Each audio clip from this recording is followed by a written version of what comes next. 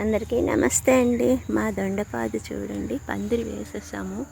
పందిరి నిండా కాయలేనండి. ఇంకా రోజు విడిచి రోజు హార్వెస్ట్ చేస్తూ ఉండాలి. చాలా ఎక్కువ వచ్చిస్తాయి. ఇది సీజన్ ఏమో, ఇంకా పైకి ఉన్నాయి. మా వారే హార్వెస్ట్ చేస్తారండి. నాకైతే అందో కింద ఉన్నవన్నీ నేను తీస్తాను. బాగా పైకి ఉన్నాయి.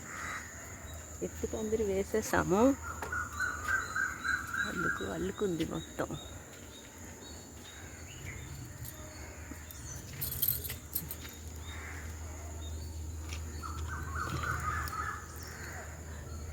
మాకు వెదురు పొద ఉందండి, కనిపిస్తున్నారు కదా. అవే వెదురు కర్రలతోనే వేసుకున్నామండి ఇలా పందిర్లు.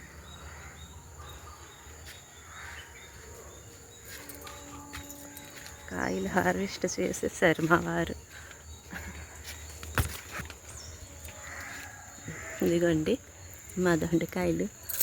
ఈరోజు ఇది నామాల దొండ అంటారండి. చాలా రుచిగా ఉంటుంది. ఎంత పెద్ద సైజు వచ్చినా ముదిరిపోవండి, లేతగానే ఉంటాయి. ఇదిగోండి, చాలా రుచిగా కూడా ఉంటాయి. నామాల దొండ, పెన్సిల్ దొండ అంటారు. మాదైతే నామాల దొండ అండి, చాలా బాగుంటుంది. దీంతో ఒరుగులు కూడా చేస్తానండి. నేను పెరుగులో నానబెట్టి ఒరుగులు చేసుకుంటాను. ఇంకా రకరకాల కూరలు చేసుకుంటాను.